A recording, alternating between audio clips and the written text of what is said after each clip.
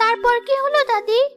তারপর আর কি, পঙ্খিরাজ ঘোড়ায় চেপে রাজকুমার রাজকন্যাকে নিয়ে অনেক দূরে চলে গেল। এ কি মিলি, তুই পড়তে বসিসনি? দেখুন মা, মেয়েটাকে প্রতিদিন সন্ধ্যায় এমন গল্প শোনাতে বসবেন না, এতে মেয়েটার পড়ালেখার ক্ষতি হয়। মা, দাদিকে কেন বকছো? আমি তো দাদিকে বললাম আমাকে গল্প শোনাতে। আচ্ছা দাদি, এবার আমি পড়তে যাই।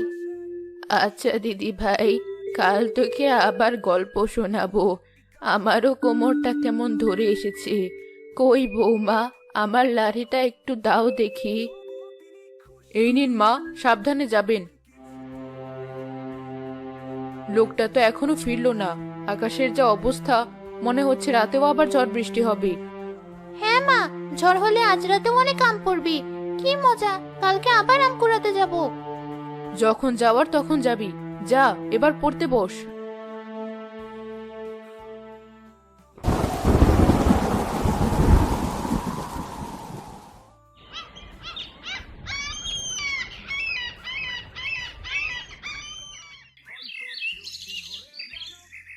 মিলি, এই মিলি, কোথায় তুই? এ কি তুলি, এত সকাল সকাল মিলিকে ডাকছিস কেন? চাচি, কালকে রাতে তো ঝড় হয়েছে, তাই মিলি বলেছিল। কি বলেছিল? আরে দুলি, তুই চলে এসেছিস, চল তাড়াতাড়ি চল। এখন আবার কোথায় যাচ্ছিস তোরা? কেন মা, আমি তো কাল রাতেই তোমাকে বললাম আজ সকালে আমি আম কুড়াতে যাব। আর তোর পড়াশোনা? না, আর তোকে এক কথা বারবার বলতে ইচ্ছে করে না। আরে মা, সেসব তো আমি আগেই পড়ে রেখেছি। চল তুলি, না হলে আর একটাও আম পাবো না।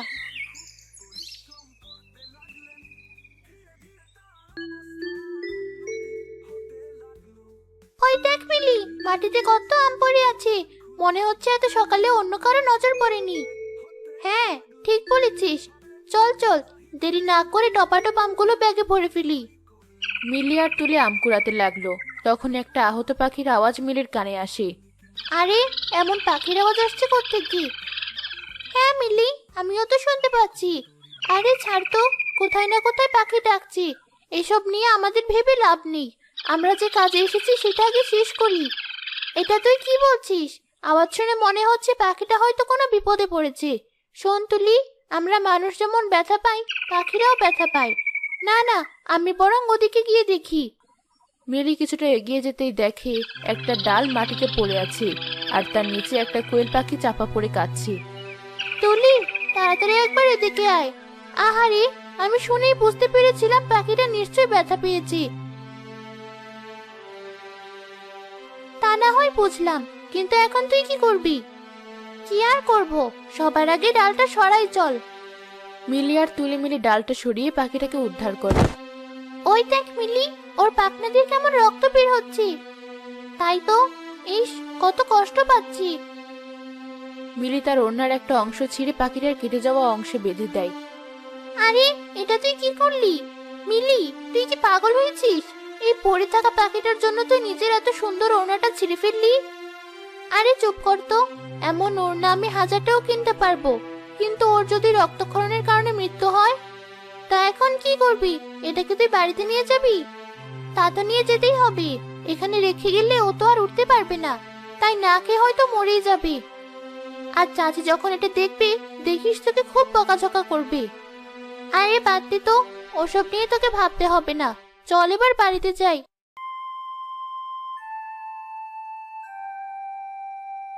না না, আমি তোমাকে আর অগ্রিম টাকা দিতে পারবো না।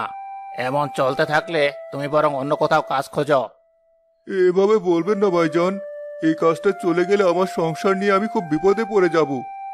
ওসব আমি জানি না, তাই বলে মাস শেষের আগে তোমাকে আমি আর 1 টাকাও দিতে পারবো না। প্রত্যেক মাসে তোমার এই একই আবদার। আসলে মেয়েটা তো বড় হয়েছে, তারপর বাড়িতে অসুস্থ বুড়ো মা, তার ওষুধপত্র কিনতেই বেতনের অর্ধেক টাকা ফুরিয়ে যায়। বেশ তো, তোমার যখন এতই সমস্যা, তাহলে অন্য কোথাও কাজ খোঁজো। তোমাকে আর আমার এখানে আসতে হবে না। না না ভাইজান, এমন কথা বলবেন না। কাজটা চলে গেলে মা আমি আর বউকে নিয়ে আমি কোথায় যাব? এতই যখন চিন্তা, তাহলে আর টাকা চাইতে এসো না। যত সব উটকো ঝামেলা। আচ্ছা বেশ, আমার কোনো টাকা লাগবে না। তাহলে যাও, মন দিয়ে কাজ করো, আমার কানে কাছে ঘ্যানর ঘ্যানর করো না। সুমন মন খারাপ করে চলে যায়।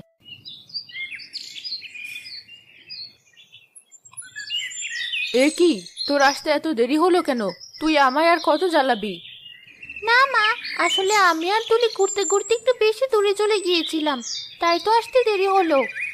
হ্যাঁ, তা তো হবেই। তোর তো আর কোনো কাজ নেই, সারাদিন শুধু টোটো করে বেড়ানো আর মাকে জ্বালানো। আর ওটা কি? কোথায় মা? কিছু নেই তো। এ কি, এই কোয়েল পাখিটা আবার কোত্থেকে আনলি? তুই কি আমাকে শান্তি দিবি না? রোজ রোজ একটা নতুন অশান্তি। মা, এমন করে বলছো কেন? এই পাখিটা ঝড়ে একটা গাছের ডালের নিচে চাপা পড়েছিল, কত কষ্ট পাচ্ছিল ও। তাই বলে ওকে বাড়িতে নিয়ে আসবি? আর তোর নতুন ওড়নাটা ছিঁড়ে ওর পাখনা বেঁধেছিস। এই মেয়েটাকে নিয়ে আমি কি করব? বাপের চাকরি যায় যায় করছে, আর মেয়ে ভালো ভালো জামা কাপড় সব নষ্ট করে ফেলছে। ভালো কোথায় মা? এটা তো সেই 2 বছর আগে ঈদে বাবা কিনে দিয়েছিল। ওটাই আমাদের নতুন। এবার যা, এটা দূরে কোথাও ফেলে দিয়ে আয়। অমন কথা বলো না মা, এই পাখিটা আমি পুষবো। তোকে কে পোষে তার নেই ঠিক, আর ওনাকে পাখি পুষবে? সত্যি বলছি মা, আমি তোমাকে ওর জন্য একটুও জ্বালাতন করব না।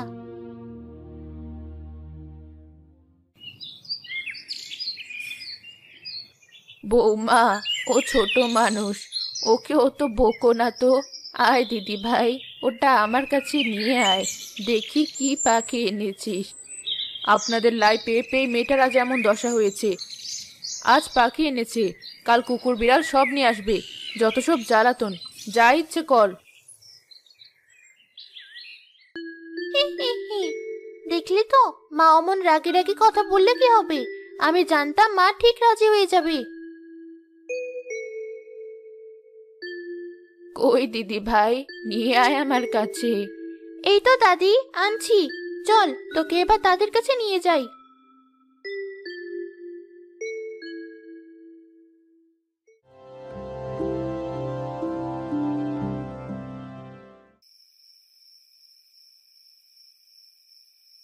তুমি আজও মায়ের ওষুধ আনোনি? আর কদিন ওষুধটা বাদ পড়বে? এই যা, একদম মনে নেই। আসলে কাজের এত চাপ বুঝলে তো, কিছুই মনে থাকে না। সে কি আর আমি জানি না? আমার থেকে কথা লুকিও না। আমি তো জানি পয়সা থাকলে তবে না তুমি ওষুধ আনবে। আহা, কি যে বলো তুমি! মাস তো প্রায় শেষ, সামনের মাসের 1 তারিখে বেতন পাবো। দেখবে তখন সব ঠিক হয়ে যাবে। বৌমা, কোথায় গেলে? আমার পায়ের ব্যথাটা বেড়েছে। খোকা কি আজকে ওষুধ আনেনি?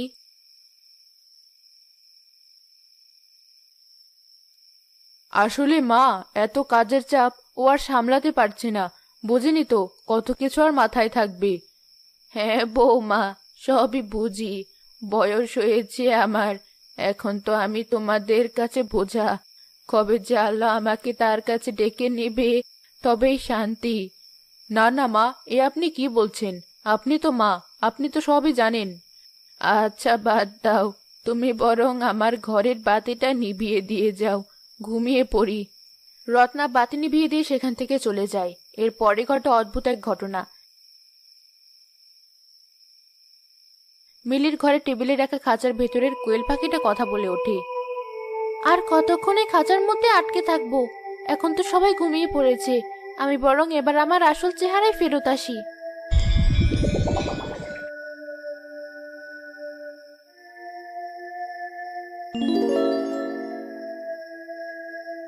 এই তো, এতক্ষণে একটু শান্তি লাগছে। পাখাটা কেমন ভেঙে গেছে। 7 দিন না হলে আমি তো পরিরাজ্যে ফিরেও যেতে পারবো না। তার চেয়ে বরং এখানেই থাকি। বাড়ির লোকগুলো বেশ ভালো, আমাকে ওরা কষ্ট দেবে না।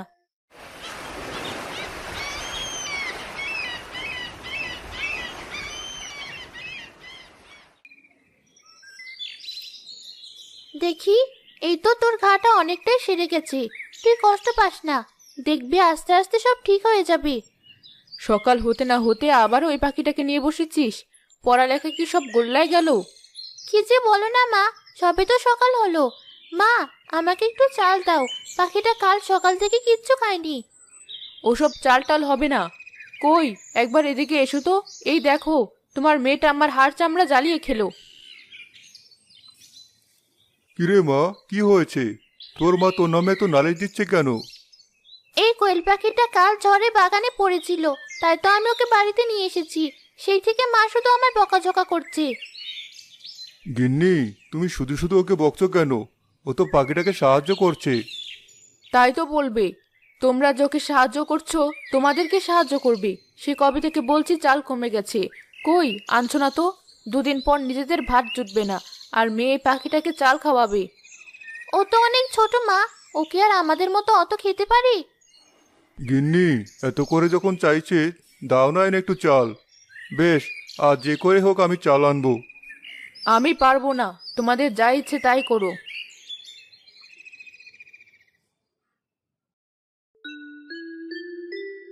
আহারে, ওরা আমায় কত ভালোবাসছে, অথচ আমি ওদের একদম সাহায্য করতে পারছি না। যে করেই হোক ওদেরকেও আমার সাহায্য করতে হবে।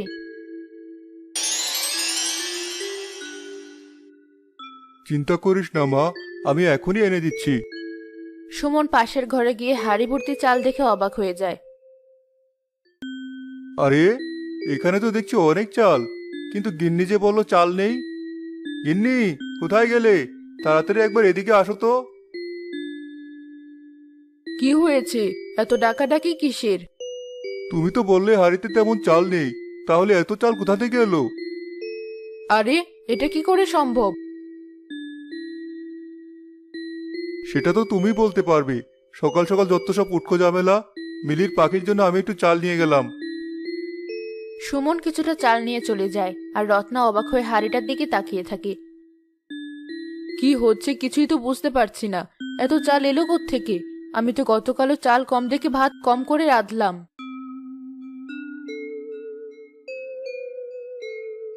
এই দেখো দাদি, কোয়েলের ঘাস অনেকটাই শুকিয়ে গেছে। আরে তাই তো, সবই তোর যত্ন দিদি ভাই, যত্ন করলে রত্ন মেলে। আচ্ছা বেশ, ওসব পরে শুনবো। আমি একটু বাইরে যাব, ততক্ষণও তোমার কাছেই থাক। কোয়েল, একদম দুষ্টুমি করবি না। তুই আবার কোথায় যাচ্ছিস ভর দুপুরে? আর আমি কি করে ওকে রাখবো? আমি নিজেই তো ভালো করে চলতে পারি না। অত ভেবো না তো দাদি, ও খুব লক্ষ্মী। এই যে, এই টেবিলে রেখে গেলাম, দেখবে এখানে চুপটি করে থাকবে।